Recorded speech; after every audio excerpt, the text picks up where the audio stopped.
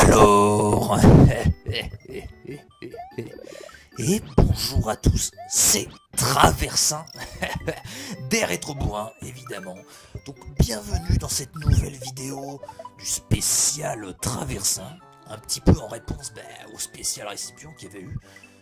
Il avait fait une vidéo en solo, donc mon collègue Récipient, la légende que vous connaissez tous, bien évidemment. Donc, dans cette vidéo, mon collègue avait bien évidemment parlé de Super Mario 64, alors j'ai décidé de vous faire un Mario, et j'ai choisi Super Mario World.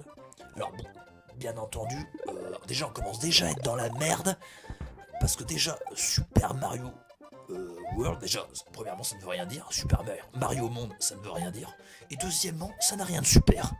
Alors déjà on commence bien mal les mecs. Donc, oui, là où je veux en venir, oui voilà, c'est que, Super Mario, oui, déjà, il s'appelle Super, parce qu'on est, vous allez me dire, oui, Super, parce que c'est la Super NES, mais non les mecs, non, c'est là où vous courez, parce que Super Mario, il s'appelait déjà Super sur la NES, sur la première Nintendo, la Super Famicom, comme tout le monde le connaît en japonais, pour les puristes. Il s'appelait déjà Super. Alors finalement, est-ce que ce ne serait pas Super Mario Bros qui aurait donné son nom à la Super NES? Je vous laisse, je ne sais pas. Renseignez-vous, je pense qu'effectivement, ils ne se sont pas foulés. Les mecs de Nintendo, ils se sont dit Super Mario Bros, ça cartonnait. Maintenant, il faut une super console qui cartonne. Super Mario Bros, ça fonctionne. Alors, on a eu la NES, la Super NES, voilà. Ils se sont dit, le mot super est super, donc, ils se sont dit, ça va être super. Sauf que finalement, c'est de la merde. Bref. De toute façon, mon collègue Récipient sera d'accord avec moi, ça c'est clair et net. D'ailleurs, oui, je suis complètement d'accord avec ton point de vue sur Super Mario 64, du coup je te réponds. Oui, c'est de la merde. Comme tu le disais, je suis un des rares mecs qui peut dire merde à ce jeu pour vraiment signifier ce que ça veut dire. Donc, écoute bien, attention, merde, voilà. Tu l'as eu, c'est cadeau, et ça veut tout dire. Bref, petit aparté, je reviens sur Super Mario World. Donc, c'est un jeu de plateforme, bien évidemment, qui se déplace toujours et encore, de gauche à droite et jamais de droite à gauche, alors que pourtant les japonais, je crois qu'ils lisent de... Ah non. Si, ils lisent de droite à gauche, mais alors après le sens de lecture au niveau des pages... Oui, c'est au niveau des pages... Enfin bref, je me perds dans mes pensées. Et je m'en excuse.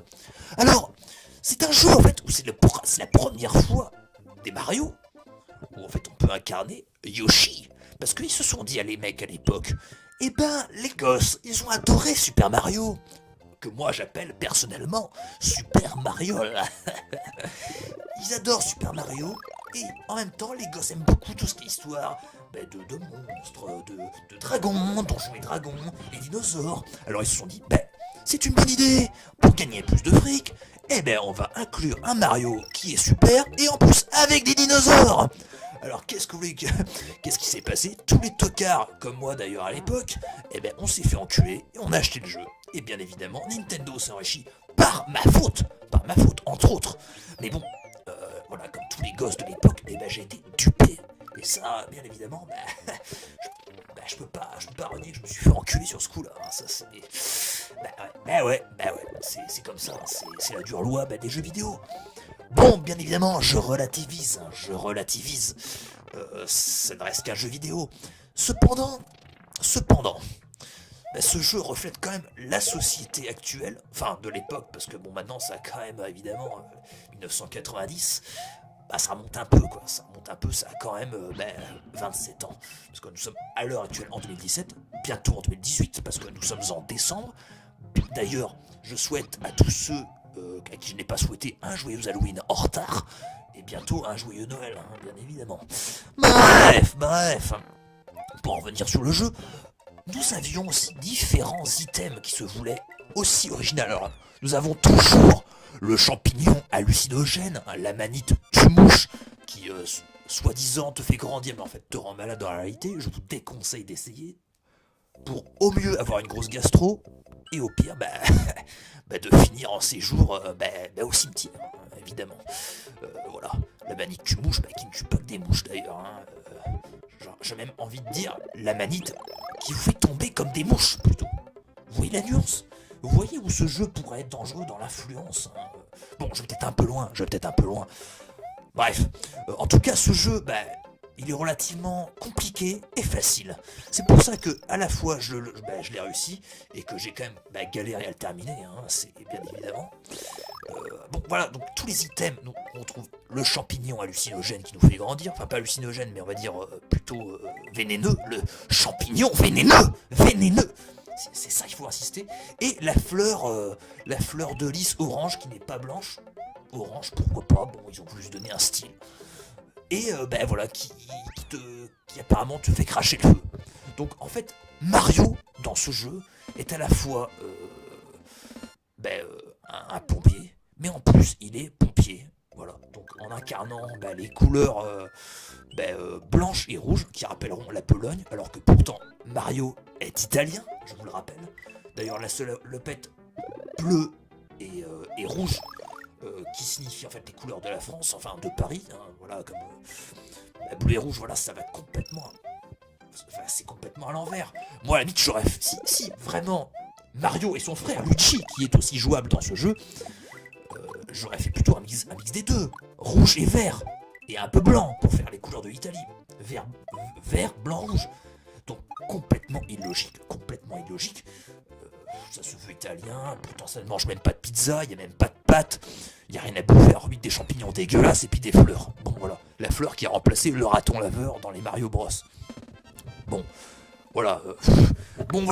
Les mecs en fait, ils ont voulu faire des changements. Le changement c'est maintenant, et au final, il sera pour plus tard, hein. Peut-être même jamais, hein. C'est comme la politique. bref, je déconne, pas tant que ça. Mais bref. Voilà. Et donc, ce jeu est aussi, bien évidemment, une sorte de suite, repompe, ou comme vous voulez, une sorte de remix au Super Mario Bros, ou bien évidemment Princess Peach, qu'on va retrouver à la fin du jeu. C'est fait en Lupin Bowser, très original. Et bien entendu, cette notion, c'est comme le Super Mario Bros 3, où il y avait une map qu'on pouvait soi-disant parcourir et aller là où on veut, alors que finalement, on a juste quelques chemins, bien évidemment, on a quand même quelques chemins, on a le choix d'aller là ou là, mais les mecs, on est quand même obligé de suivre un certain courant, un certain chemin, quoi. Ne me faites pas croire qu'on est dans pareil que dans Super Mario 64 d'ailleurs, ne me faites pas croire qu'on est dans une sorte d'espèce entre guillemets d'open world pour les anglo-saxons qui se veulent stylés. Non les mecs, ça reste un couloir avec bien évidemment plus de liberté, mais pas tant que ça ne reste qu'un jeu de plateforme, ce n'est pas un RPG, voilà. Donc, je voudrais aussi soulever une problématique. Est-ce que finalement ce jeu est à la fois comme les Zelda, est-ce que finalement c'est un remix? Ou alors est-ce qu'en fait il y aurait plusieurs Mario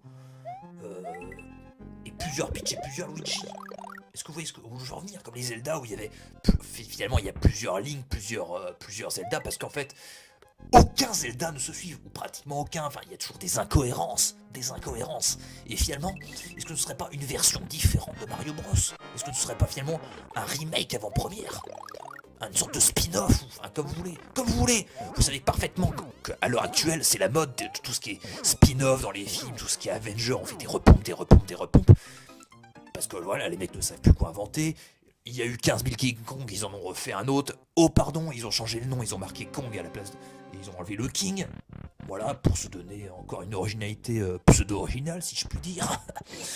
Donc voilà, est-ce que finalement ce Mario est finalement une nouvelle version? C'en est une. Ou est-ce fondamentalement une repompe? Moi je pense que c'est à la fois l'un et l'autre.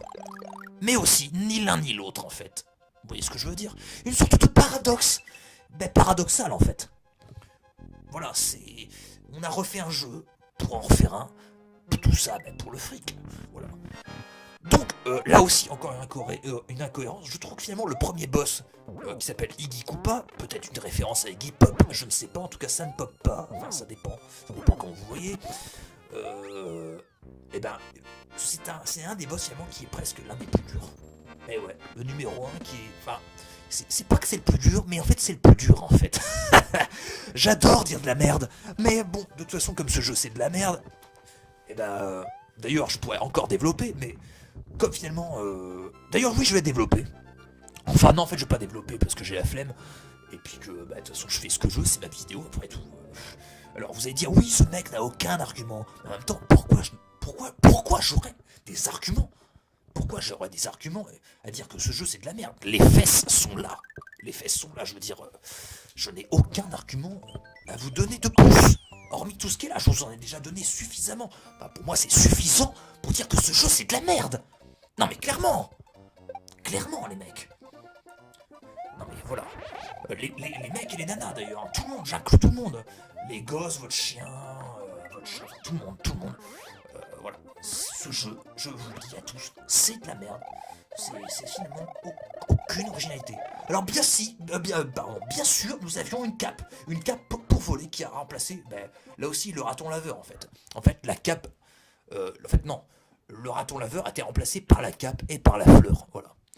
Donc sur ce, je vous laisse. Si vous avez aimé cette vidéo, eh bien, mettez un pouce vers le bas. Et bien évidemment, ne partagez pas la vidéo. Bien évidemment. Sur ce, à la prochaine. Récipient, gros bisous.